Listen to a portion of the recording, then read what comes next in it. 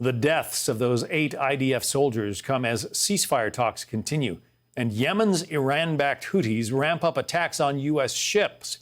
Let's bring in retired General Jack Keane, Fox News senior strategic analyst, former Army Vice Chief of Staff, and chairman at the Institute for the Study of War.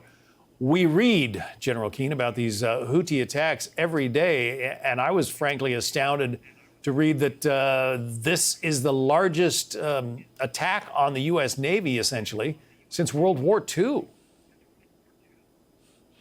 Yeah, it's quite remarkable, and, you know, we're just sort of numb by the fact that these things are actually taking place. The reality is that 77 cargo ships have been hit. One has been sunk, and there's another one right now whose crew is off of it, and it's obviously taken on water. There's been 80 attacks on U.S. and our allies' warships in the region during this time frame. Fortunately, none of those have been hit. We've had some real close calls, not the least of which was a ballistic missile that the Houthis fired at one of our destroyers that came within seconds of actually hitting the ship. It was defeated by a air defense missile system on that ship. So obviously this is dangerous. The reality is they've had the decided impact that they wanted, and that is they've shut down much of the container shipping, some 90% going through the Red Sea and the Suez Canal, cargo shipping 67%, and the tankers carrying fuel over 50%. That means 2 weeks to go around the Horn of Africa, thousands and thousands of nautical miles and millions of dollars added to it. I can't imagine what the insurance rates are now as a result of all of this. Yeah. But yes, the Houthis have accomplished their mission. That's the reality of it. And here's the frustrating part, John. I know for a fact the CENTCOM commander has wanted to do more than just fire at the Houthis who are firing at us.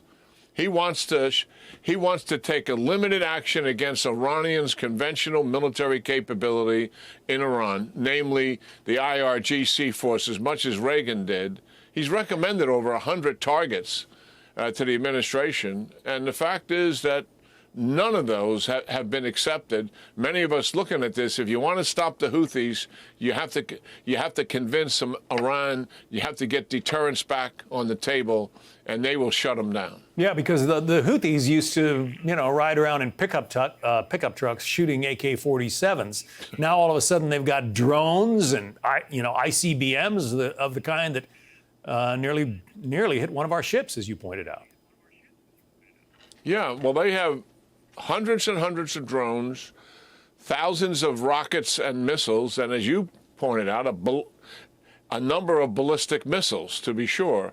And look what they've done with Hezbollah. Hezbollah has somewhere between 130 and 150,000 rockets and missiles. Where do they come from? All of them come from Iran, just as all the rockets, missiles, and drones that the Houthis has.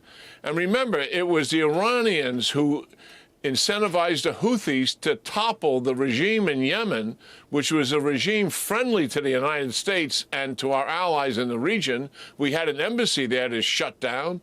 We had a special operations base that is shut down as a result of all of that. So that's the Iranians behind all of this.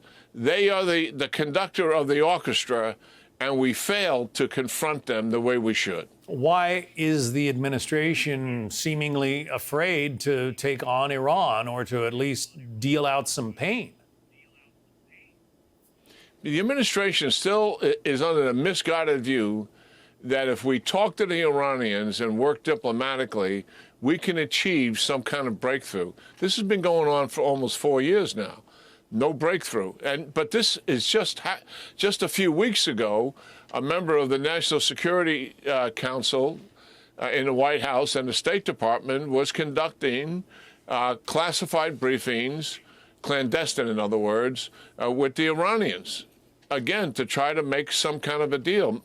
Most of observers who are looking at this know full well the only way to stop the Iranians from their malign behavior is you have to be willing to confront them, not talk to them.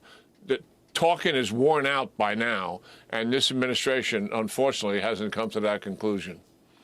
Retired Army General Jack Keane. General, thank you. Yeah, great talking to you, John. Thank you. Hey, Sean Hannity here. Hey, click here to subscribe to Fox News YouTube page and catch our hottest interviews and most compelling analysis. You will not get it anywhere else.